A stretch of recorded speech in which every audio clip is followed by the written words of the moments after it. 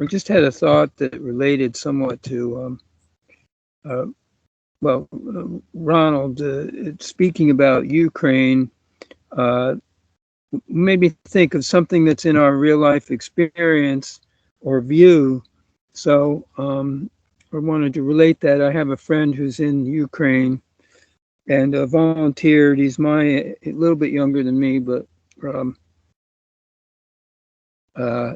he's gone to live in that country because he no longer wants to stay in the United States, even though he grew up in with where I did, with one of the nicest places in the country, I would say. And in any case, that got me thinking about why these people here in the United States no longer want to stay here or are observing what's going on. But as many would say, we don't have much of a voice uh, and to say that this isn't it. But I had an experience at Thanksgiving, which was very funny, another human funny one. We're always in the comics, but I wrote down here that the real experiences, the real side experiences we have are being relatively observed in our personal or worldly life visions, or the dreams and the dream images that we see also.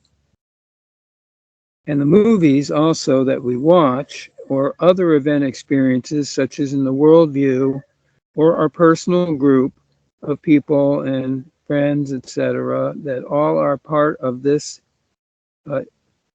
synchronicity, I would say, even if they seem out of place or not distinctly related to our real being isness.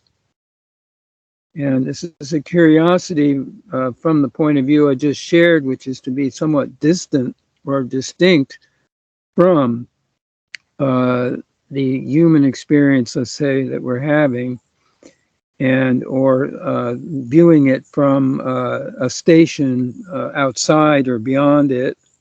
Those are just words for this. It's really not being outside or beyond it, but there's a curious distance. And I think we find this is true with our experiences in reality, where there's always a distance from the true reality of that experience and what's really going on, as expressed by Kevin, I think, in some of that shared earlier. So thanks, Val and Kevin, for that. I just was going to share this. Okay, Thanksgiving was we had a family there. That is, there's 3 sisters and associated members, 3 men and 3 women. But what was unusual is that there's a man, one of the sisters' husband, I guess, his husband, I'm not 100% sure that that's the right name, but it doesn't matter. And he has an Indian heritage, and he has been able to gain, besides working, he's been able to get money out of the, I guess you would call it the Cherokee Indian Fund. And so he has a good bit of that. And he's also a very strong Christian, or I would call a what do you call it, bio-opted Christian. And what I mean by that is I call it also being Beetlejuiced, which means that they have a mental program that they have been accepted and hypnotized by. And so this individual is constantly on his phone, evidently. And at the end of the dinner, afterwards, the most of the group separated outside, and but this person was inside, and I was actually doing the dishes, cleaning up, and I was talking, and I threw in a little bullet in there, which was because I know I have this idea that there are really three gods in the universe. And I call them the Gal, the Messiah, and the Great. And they are, let's say, covering levels of the universe, 1, 2, and 3. The local universe, the galactic or galactic center, is a black hole at the center of this local universe. Then there's other galaxies in a whole union with our local galaxy, and that's the second one. It's called the Messier. So I call it the Messiah. And I think it actually relates to that idea that's often used of something transcending this local reality. And of course, the religions have a whole nother point of view about it. And so I had a little fun just saying, you know, there's three gods, and the great attractor is the number one. It's all the galaxies, all centered in this one point in the universe, according to the physics. And okay, so that's how it's modeled, and I actually think that's a certain form of the true reality. It's also presenting a multi-dimensional aspect. Okay, all I did was mention it to this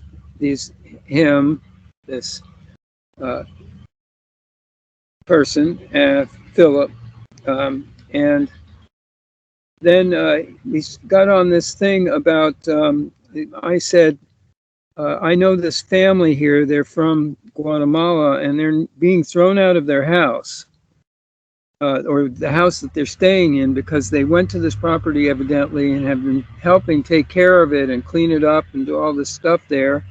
And the people were really nice to them up to some point very recently, where now they're being tossed out for no good reason.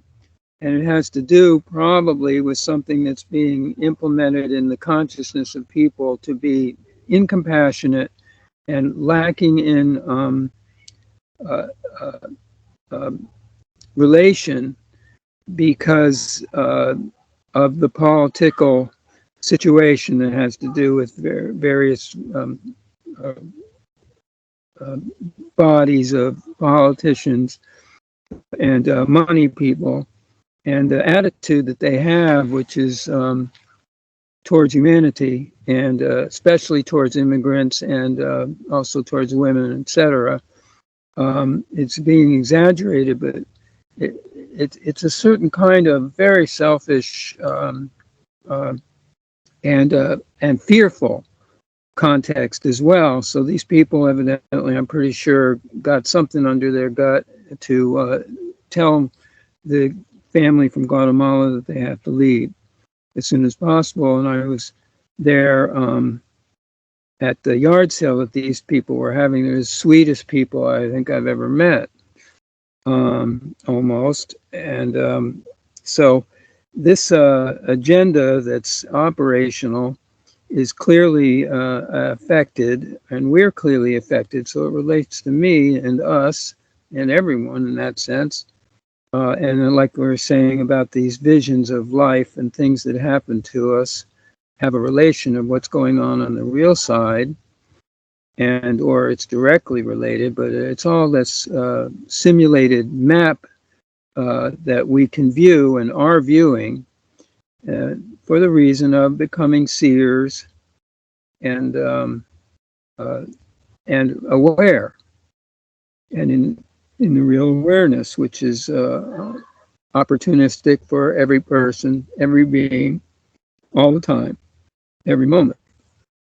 And that was a good way of, I hope, putting it together. So this is like works in progress, and I've got a number of them in different areas. So each of us has our own numbers, and it's best to share that, yes, we need to identify this, and it relates to our families, our local populations, and to the cultural, national, and worldly. And then, of course, the real, let's we call it spiritual or soul, universal groups like that. You see, there's always all these composites of things that go together. And when we do actually see the composite in our own fields, that's very, very useful. In fact, not that it should be something that we have to dig in and say, okay, and now I'm going to tell this person what to do. And in the story, that is what happened. No, but I didn't do it directly. The person said that these people should be thrown out. They're illegal. And all I did was walk over to him and said, you have no idea whether they're illegal or not. And your assumption, without even thinking about it, shows, you know, I didn't say any more. It's just, I was trying, I didn't even get a chance to say, because he started getting angry. And I started to say, what are you getting angry about? And that's a very curious, because this is a condition that I've seen very widespread across the board with every place I've gone to, and so many people I've seen, either defensive or offensive in characteristic instead of neutral. And generally speaking, especially when you go into any of these topics that are so-called controversial or you know, of these kinds that raise the issues. So when that happened, the person, when I went over there, I went back to the dishes. The woman, sister who owns the house we were visiting, got really, really mad with this person, and they were ready to have fisticuffs almost, because he was basically being told to take your prejudice and go. And so that's what happened. But it was, I was stood well back and really didn't have anything to do with it. The only other thing I heard was that when the person went outside and he said about, oh, you're somebody else who plays with various people online, who, and he said, well, are they gay? And he said, yes, some of them are. And then the person says, well, they're going to hell. You know, I hope they go to hell. And he's really mad and angry. And, you know, it's like he doesn't cognize himself. And the people have no comprehension of their real self, or what they're being like, or sensing, and where the cause is, which is more the point, is what caused them to be that way. What have they adopted or accepted as a consciousness view? And then how do we act, or if you let it be, react sometimes, because we can do anything we want. And that is really the thought that I had all day this morning. You can do whatever you want. You can eat whatever you want, you know, and that opened the door towards actually what I was considering eating and so forth, that, hey, everything I'm doing it consciously, or making that attempt to be aware of what I'm doing instead of just doing it by rote or automatically. And that takes a lot of work to get to anywhere near that, I would say. But some people can do it naturally. So that's good. And thank you, Val, and everybody. Appreciate this as always. And you know, we're just New Year singing in whatever way we want and can. So I think it's thanks, Peter.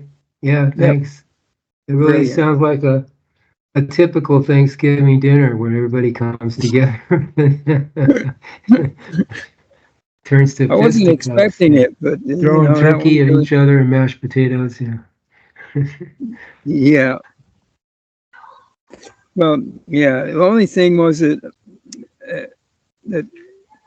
I thanked everyone for the meal. I thanked the women in particular, because the women in this group especially are feeling very irritated by the fact that another 80-year-old male is president, white man, white people and all of that, whatever, but especially males that apparently are friends with rapists and racists and or whatever that is, it doesn't matter. That this is the other thing that happened on the phone. I was asked with my brother, and I said, I've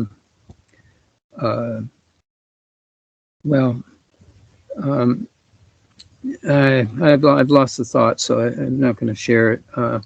But it just had to do with this, the distance that people have with when you say something, there's all these environmental factors that are affecting us right now, and I shared that, and he says, yeah, but there's no real identification that group of people are part of it. That yes, there's problems, but we're dealing with it this way, that way, like that, but they think that the authorities or the groups in positions of authority or what have you, or monetization, are somehow going to work it out, and while the degradation gets worse. And that's that's what we recognize the level, at least I do, I'm trying to recognize the level of obfuscation that's occurring so that I'm not able to really speak or share like I am here. And that's, it's everywhere, and that, well, it's widespread, we'll put it that way. And so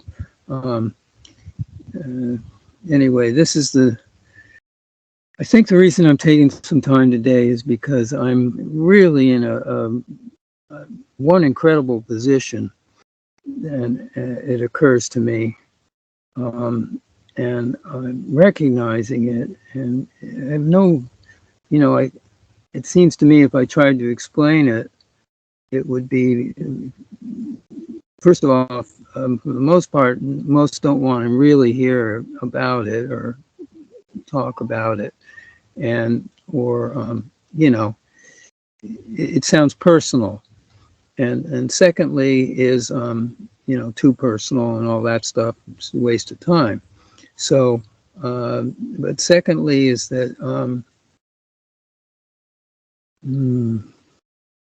all I can do is like kind of be with it right here now, like that, and that's it. It's what we could, well, we not as a group, but you see, that's a funny thing too. We can't do everything ourselves, and actually, we don't need to do anything. So, at the same time, to say that we actually, the way I looked at it earlier was, in past years, was something that nothing can happen without my permission, actually. Nothing at all, really. But it's not that I want to control things and tell whatever is happening that I don't want to happen, so it's not going to happen. Because this is just the agreements that we're associated with, and there could be agreements that's going to be an event, or it might be no.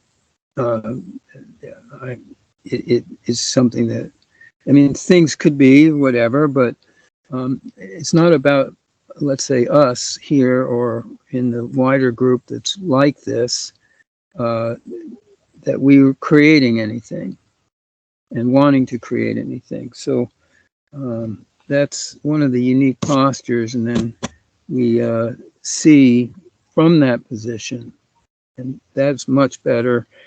And of course, that's all we need to really do or be. Okay, thank you, Val. Yada, yada, yada. Appreciate it. Thank you, Peter. Don't forget, we're going through the Iron Age, so we're living through that too. Yeah, that's one term for it. Right. Thank you, Ronald.